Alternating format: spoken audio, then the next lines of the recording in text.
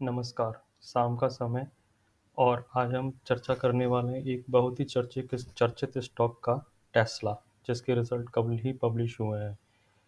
जैसा कि आप सभी जानते हैं कि टेस्ला एक ईवी इलेक्ट्रिक व्हीकल इंडस्ट्री से जुड़ी हुई कंपनी है और ये बहुत ही चर्चा में रहती है।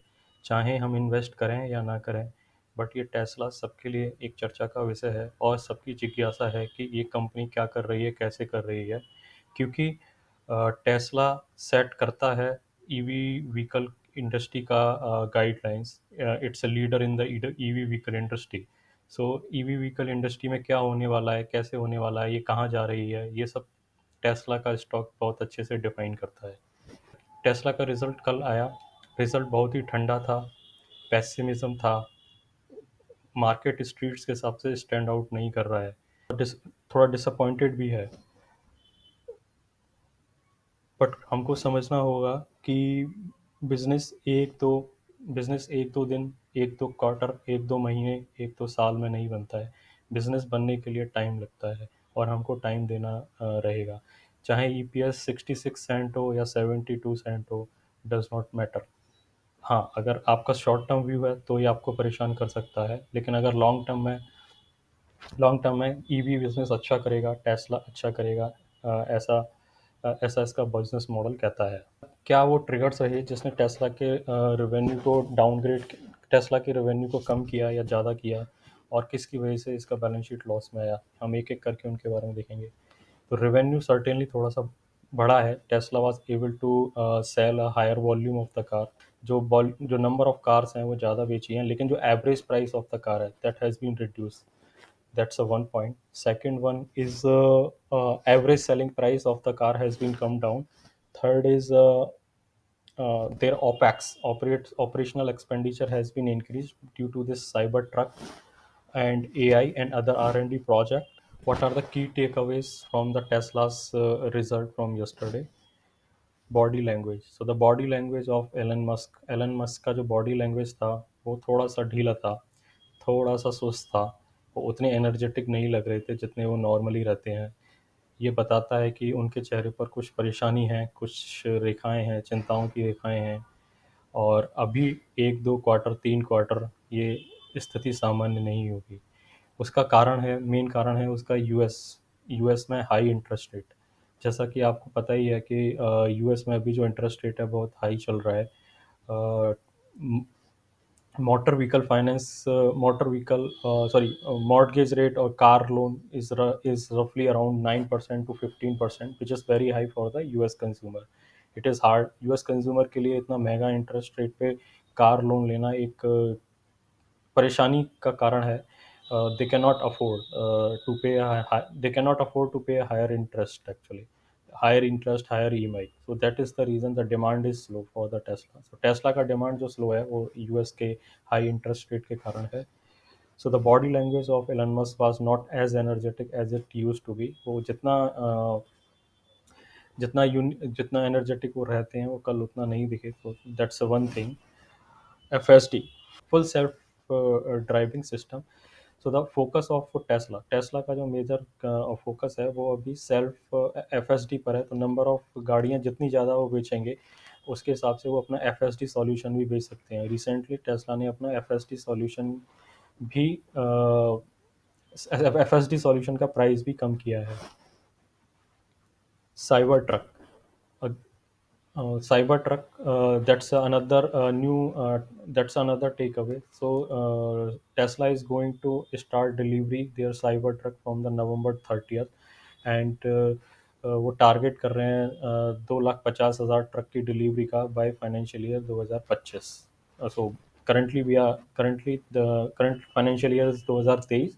So next 2 year they are targeting to deliver around 2,50,000 Cybertruck.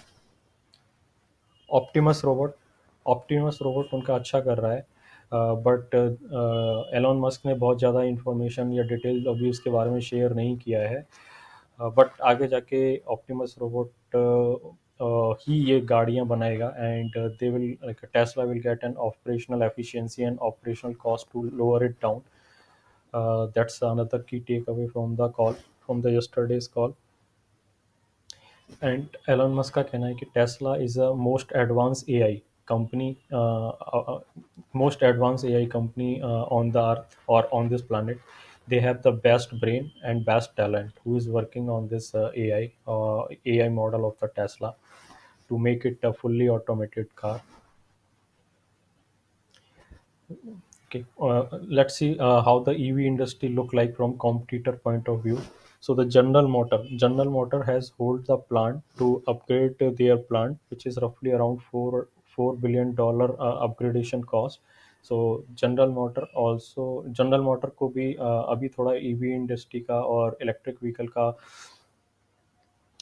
Market थोड़ा ठंडा नज़र आ रहा है या थोड़ा रिलक्टेंट नज़र आ रहा है due to this high interest rate environment. So they also like pull their pull their hand a little bit behind.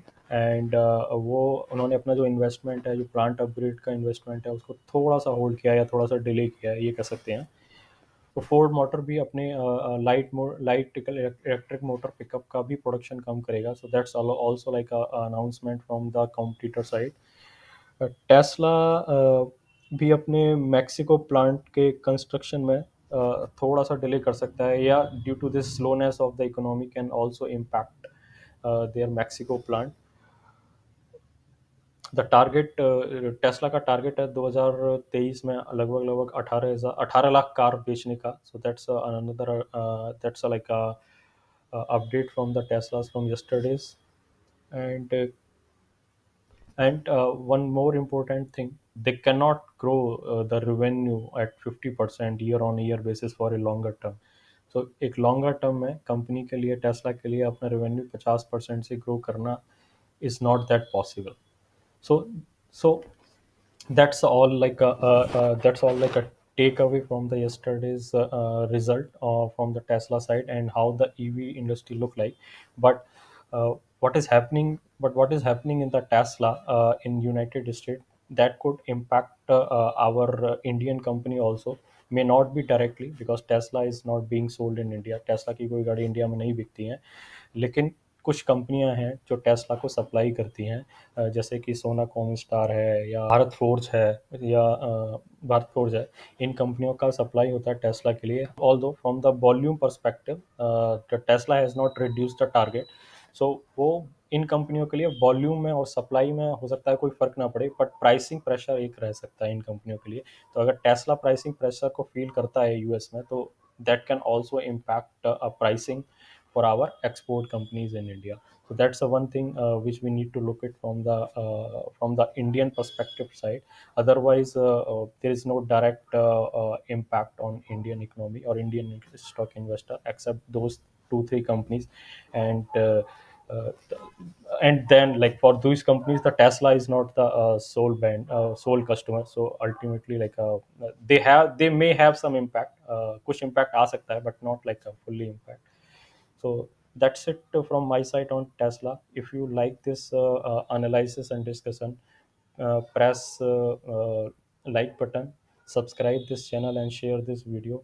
You can also comment in the comment section and tell me how did you like this video. Your subscribe, your comment and your share will motivate me.